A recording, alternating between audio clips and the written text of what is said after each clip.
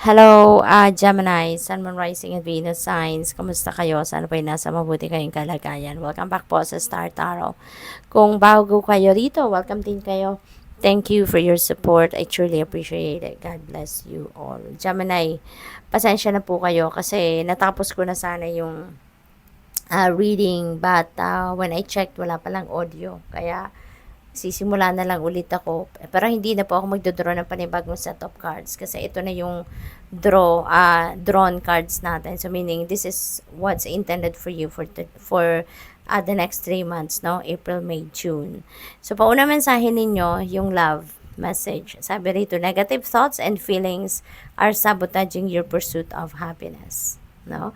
Kaya napaka-importante, no, na kapag nararamdaman ninyo na meron kayong mga negative energies na nandiyan dyan, as much as possible, transmute ninyo agad. Kasi that is going to sabotage your own happiness. In a way, parang you are self-sabotaging, di ba?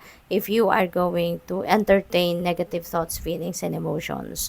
Sabi din dito, we, your angels, are here to help you heal. Allow your healing light to flow through your heart. Consciously infuse each negative thought or feeling with love and light. Feel both your heart and mind aligning to your soul's sacred purpose and unleash your divine potential through the power of love. Ayan, so napakaganda.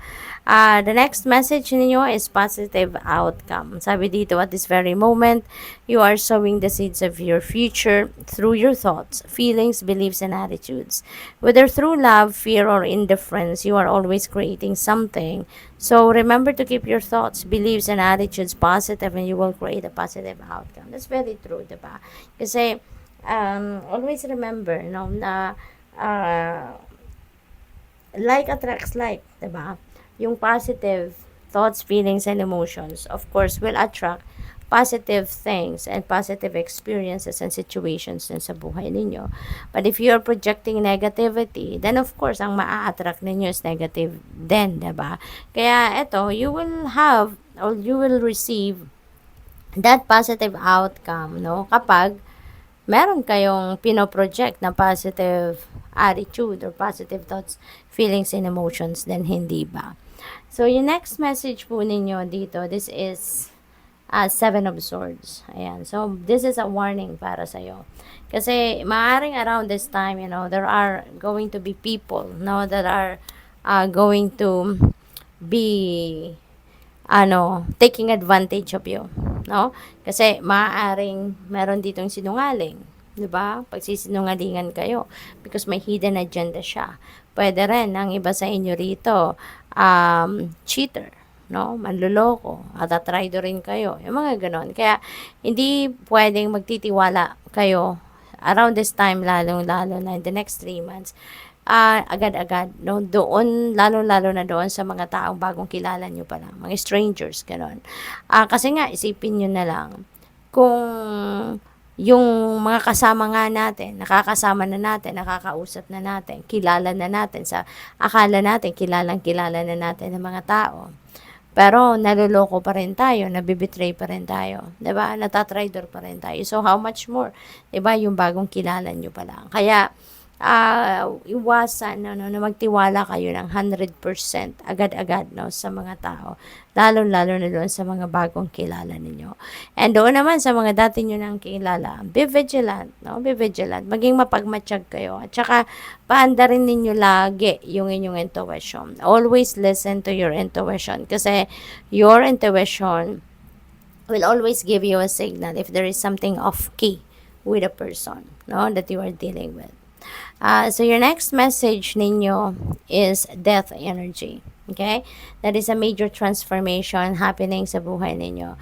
This is a major transformation that is going to unfold, no?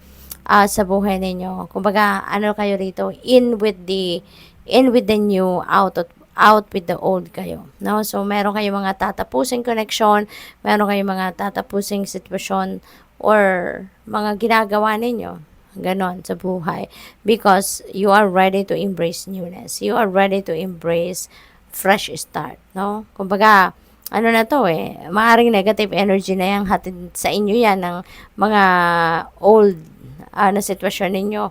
Kaya talagang kailangan ng i-let go yan, no? Para makapag-welcome kayo ng mas bago, mas presko, mas positibo. Yung next message po ninyo ay Ace of Wands. Ayan. This is a new beginning energy because this is an ace. At ang maganda dito, this could be opportunity, no? Nasisimulan ninyo sa ngayon. This is a fresh opportunity, a new opportunity na maybe will highlight, kumbaga, kung ano man yung inyong mga talento, kung ano yung mga artistry ninyo, yung mga ganon, yung mga creative prowess ninyo, no? Maaring yan ang lalabas dyan, or yun ang gagamitin ninyo, or yun ang ipo-perform ninyo. Your next message is new beginnings. Alright? So, sa new beginning, this is something na sisimulan ninyo talaga. And this could be, kasi ito, dalawa new beginnings na to eh. So, baka parang natawag dito, sorry, sinasummarize niya lang, no? Yung dalawang ito. Kino-confirm niya lang. And definitely, there are new beginnings happening. There are new beginnings coming your way talaga. And this is going to be very, maybe, kung ano man ang mga bagay na ito na magbabago, you're going to be very passionate about it. Maybe you're very excited na gawin ito or simulan ito, no? So, this could be in any area of life. Depende sa inyong sitwasyon. Your next message is opportunity. Ayan. So, maraming oportunidad ang dadating sa buhay ninyo rito na siyang siguro yun ang pagmumulan, no, ng lahat ng pagbabagong ito. Pwedeng ganun. Or pwede rin na yung mga opportunity na to, no, depende sa kung anong area ng buhay ninyo, ito mag-fall, then maybe you're definitely going to embrace it. Kaya yun ang sisimulan ng pagbabago, no, sa kung anumang parte ng buhay ninyo yan. And sa lahat ng mga pangyayaring ito, you're going to be very happy. This is happiness energy. So, walang makakapigil sa inyo sa pagiging masaya, no? Kasi siguro sa mga pagbabagong ito, maybe you are definitely going to be very excited about it. Magiging masayang-masaya talaga kayo siguro sa mga bagay na to or sa mga pangyayaring ito, no? Simplifying your life, this is decluttering your life, katulad din ni renewing your life, no? So, parang parehas lang sila na you want to simplify your life, you want to just be easy sa sarili ninyo, at aalisin mo na kung ano man yung clutter sa buhay mo. Tatanggalin mo kung ano man yung mga nagpapakomplika sa buhay mo, sa sitwasyon mo, yung mga nagpapahirap sa sitwasyon mo, you're going to remove that, no? At saka, ang iba siguro sa inyo rito, talagang parang ito, wawalisin mo talaga lahat, no, ng clutter sa buhay mo. Wawalisin mo na yan. This is definitely parang moving on, no? Ang gagawin ninyo rito kasi aalis na kayo sa sitwasyon na kumbaga, siguro yung mga negative energies na yan, they are stagnant energies, 'di ba? Kaya ayaw mo na sa kanila. Gusto mo ng mas positibo na mga sitwasyon ang gagawin ninyo, or positibong sitwasyon that you're going to embrace. Healing the past, which is really good as well. Kasi handa na rin kayo mag-move forward sa buhay. Handa na rin kayo mag-move on at handa na kayong tanggalin, totally sa buhay ninyo kung ano man ang mga bubog pa ng inyong nakaraan. Kung ano yung mga nakalipas na mga pangyayari sa buhay mo na hindi naman na talaga makakatulong sa inyong sitwasyon, you are going to remove that. So, good luck sa'yo. Thank you for watching. Love and light. Namaste.